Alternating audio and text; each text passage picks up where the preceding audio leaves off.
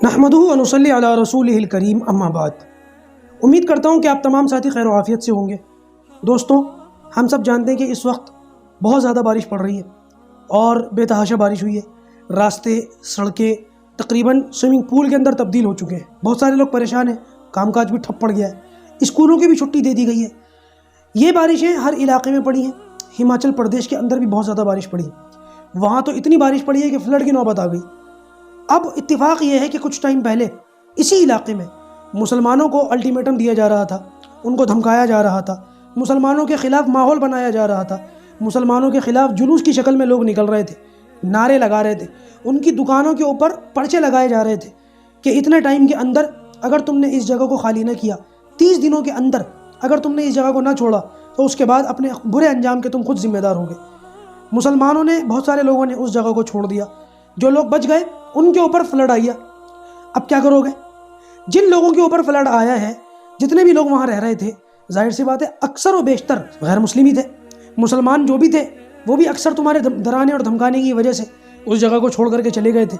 لہٰذا مسلمانوں کی برکت سے یہ لوگ بچے ہوئے تھے۔ ظاہر سی بات ہے جیسے مسلمان نکلے، ابھی 30 دن کا الٹیمیٹم جو تم نے مسلمانوں کو دیا تھا وہ تمہارا بھی پورا نہیں ہوا کہ اتنی بری طریقے سے حالت خراب ہوئی ہے کہ گھروں کے اندر تک پانی گھس گیا، جینا محال ہو گیا ہے۔ پتہ نہیں کتنوں کا تو نقصان ہو گیا، جان مال کا کتنا نقصان ہوا ہے، اس کا خلاصہ تو کچھ دنوں کے بعد ہوگا، صحیح حساب لگایا جائے گا۔ اسی لیے کہتے ہیں کہ اوپر والے کی لاٹھی میں آواز نہیں ہوتی۔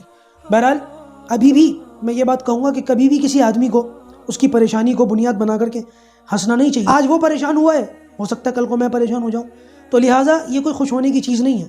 لیکن اس میں آپ لوگوں کو نصیحت کرتا ہوں کہ بتائیے، یہ کڑی سے کڑی جڑی نہیں جڑی، 2 سے 2 4 ہوا نہیں ہوا، اب آپ کیا کرو گے؟ اب کس کو ذمہ دار ٹھہراؤ گے؟ کیونکہ جب قدرت کا عذاب آتا ہے نا، جب اللہ تبارک و تعالیٰ اپنا حکم نازل فرماتے ہیں تو اس کے اندر رنگ و نسل نہیں دیکھا جاتا، امیری اور غریبی نہیں دیکھی جاتی، وہ تو بس آ جاتا ہے۔ اب کس کو آواز لگاؤ گے؟ کون سی حکومت بچا لے گی ہمیں؟ کانگریس بچا لے گی؟ بی جے پی بچا لے گی؟ کوئی اور بچا لے گا؟ نہیں بچائے گا۔ لہٰذا اللہ تعالیٰ سے ڈرتے رہنا چاہیے۔ یہ جس خدا میں بھی جو بندہ مانتا ہے اس خدا سے ڈرے، اور کبھی بھی اس طریقے کی فرعونیت اختیار نہ کرے کہ بعد میں جب خود کے اوپر مصیبت آئے تو پھر بغلے جھانکے اور کوئی مدد کرنے والا بھی نہ ہو۔ یہ بات یاد رکھیے گا میرے دوستوں کہ جب کبھی انسان کے اوپر کوئی مصیبت پڑتی ہے نا، تو سب سے پہلے اس کا پڑوسی نکل کر کے اس کی ہیلپ کرتا ہے، اس کی پریشانی میں اس کے کام آتا ہے۔ وہ یہ نہیں دیکھتا میرا پڑوسی کس مذہب کا ہے یا اس کا دھرم کیا ہے، نہیں، اس کے کام آتا ہے۔ اکثر و بیشتر یہ معاملات دیکھے گئے تھے۔ اب مسلمان پڑوسی کو تو آپ نے نکال دیا، اب آپ پریشانی کے عالم میں ہیں، کون آپ کا ساتھ دے گا؟